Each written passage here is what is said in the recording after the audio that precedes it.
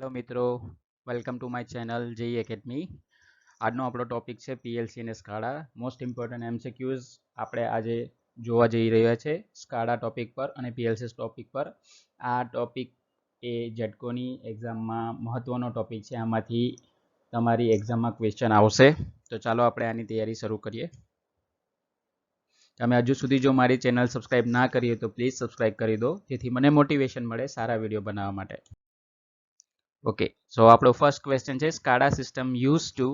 તો SCADA system એ સિસ્ટમને monitor કરવા માટે, સિસ્ટમને કંટ્રોલ કરવા માટે, બેઉ કામ માટે વપરાય, એટલે આપણો આનો સાચો જવાબ થશે both A and B. Question number 2, the standard form of RTU is. તો આરટીયુ નું નામ છે remote terminal unit. Third question, the standard form of MTU is. આનું ફૂલ ફોર્મ થશે master terminal unit. Next, standard form of HMI. HMI એટલે human machine interface. Fifth question, what are the types of SCADA system. SCADA સિસ્ટમના 3 types છે, monolithic, distributed અને network. The standard form of MMI. MMI નું ફૂલ form થશે main machine interface.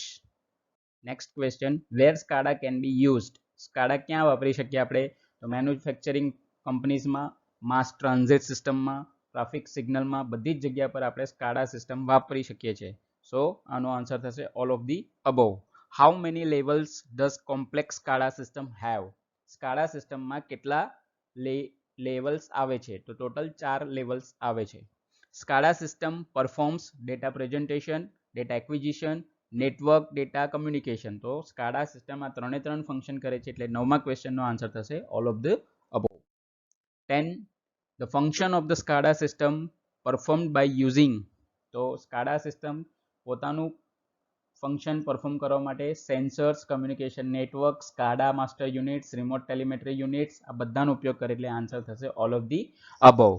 Now, dash is not a component of SCADA system. Sparger controller is not a part of SCADA system. બાકી બધા જ part છે, પણ Sparger controller is not a part of SCADA system. So answer is A. The RAID level 50 is a combination of.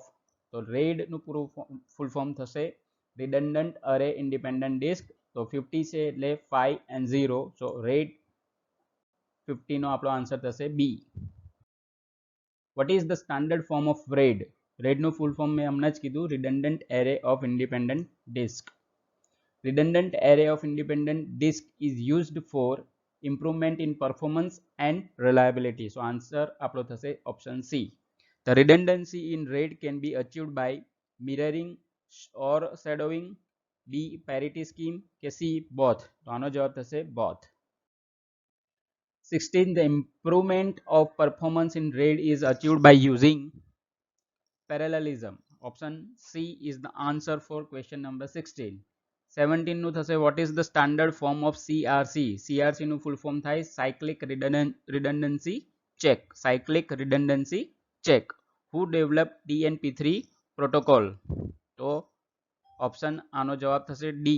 Harris has developed the DNP3 protocol. 19 number, which multiple access suitable for analog radios? તો analog radios માટે frequency division multiple access is the answer.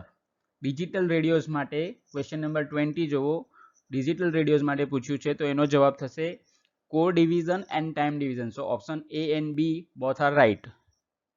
Now 21, the spread spectrum operates in the range of 902 to 928 megahertz, 900 to 920 kilohertz.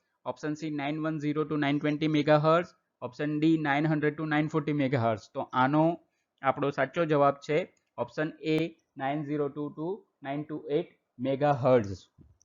ઘણીવાર એક્ઝામમાં same જે numbers હોય એ રાખ્યા હોય, પણ મેગાહર્ટ્ઝની જગ્યાએ કિલોહર્ટ્ઝ કરી દીધું હોય, તો આપણને ત્યાં કન્ફ્યુઝન થાય, એટલે યુનિટ ખાસ યાદ રાખજો megahertz. Question number 22, the FCC channel bandwidth is around. જો અહીંયા મેં હમણાં તમને જેમ કીધું તે રીતે ઓપ્શન A છે 12.5 મેગાહર્ટ્ઝ અને ઓપ્શન B છે 12.5 કિલોહર્ટ્ઝ. તો અહીંયા આગળ કન્ફ્યુઝન થાય, તો આનો જવાબ છે 12.5 kilohertz. Now 23, what is the standard form of DCS? DCS એટલે distributed control system. 24, the first generation SCADA system were developed or designed in 1960s. Second થઈ 1970s માં અને થર્ડ થઈ 1980 માં. સો આપણો 25 અને 26 નો જવાબ 1970 1980.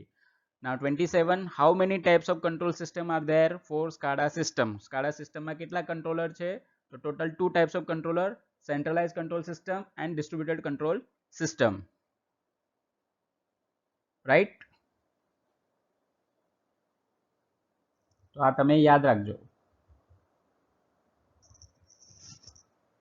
Now next, 28, how many network configuration does SCADA system may use? કેટલી configuration system SCADA use કરે છે? તો આનો આન્સર થશે 3.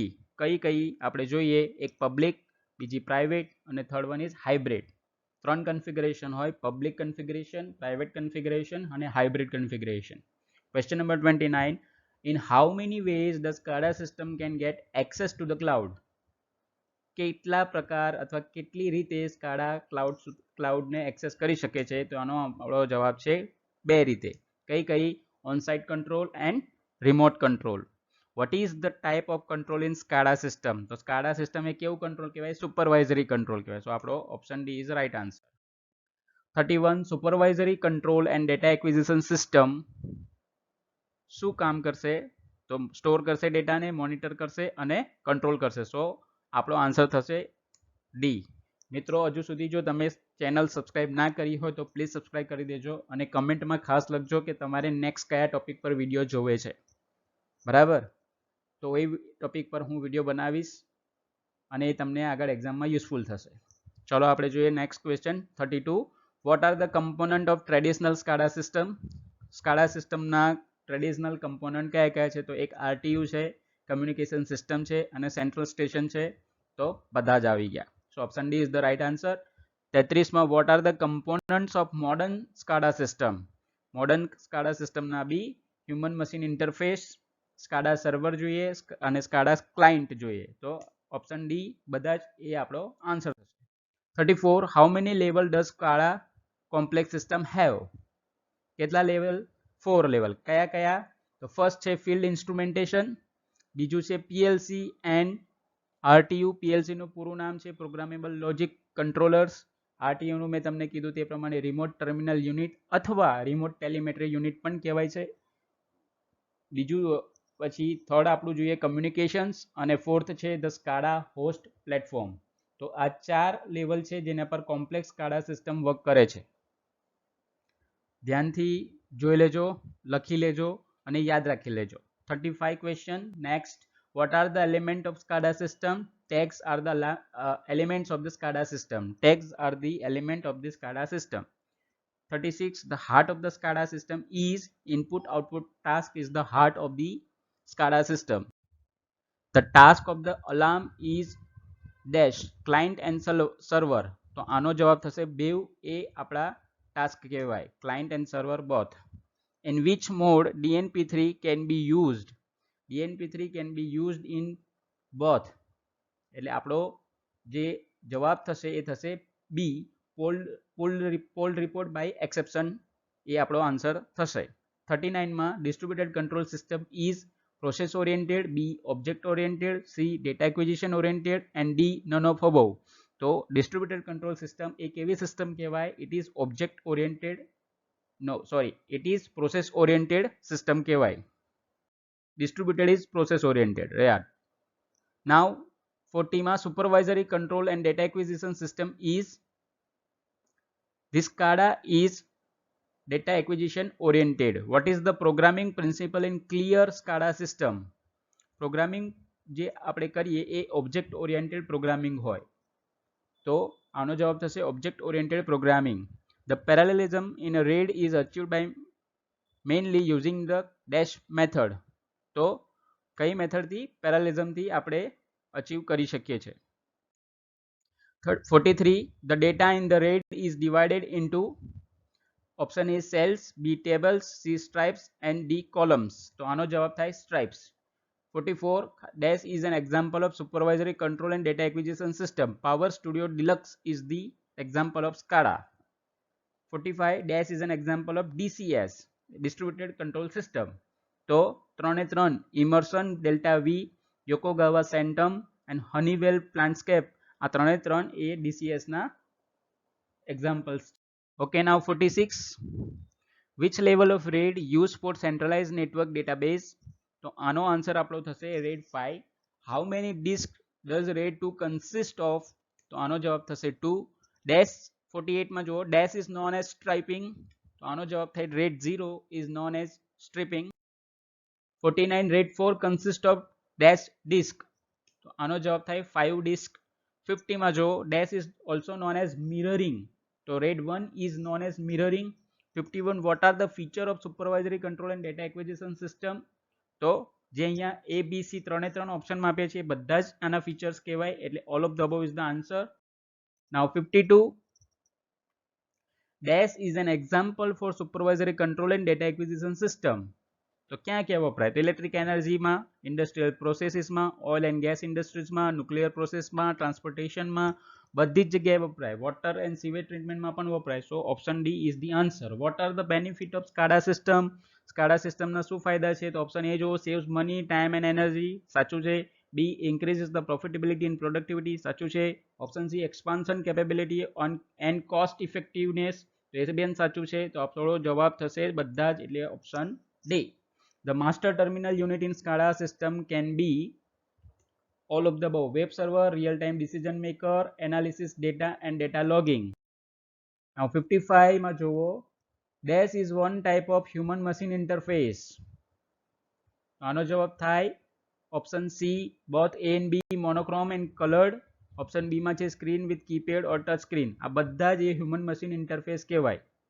56 માં the human machine interface can be used to monitor and control various locations such as, all of the above is the right answer. So engine assembly, vehicle assembly, machine shop, paint shop, બધી જ જગ્યાએ આપણે human machine interface નો ઉપયોગ કરીએ છીએ for to monitor and control the various locations, right? Now 57 માં what are the communication protocols used for the interfacing between human machine interface and programmable logic controller? તો આનો જવાબ થશે again all of the above. RS232, Modbus, Profibus and Ethernet, આ બધાનો ઉપયોગ આપણે communication માટે કરીએ છીએ. 58 the remote telemetry unit contains, again answer is all of the above: power supply, solar array, transceivers and antenna. So answer is D. 59 માં what is the standard form of PCN? તો આનો જવાબ છે process control network, option A. The function of supervisory control and data acquisition system categorized into 3 functions. કયા કયા? તો substation control, feeder control and end load control. ફરી જોઈએ 60 માં the function of supervisory control and data acquisition system categorized into 3 layers: substation control, feeder control અને end load control.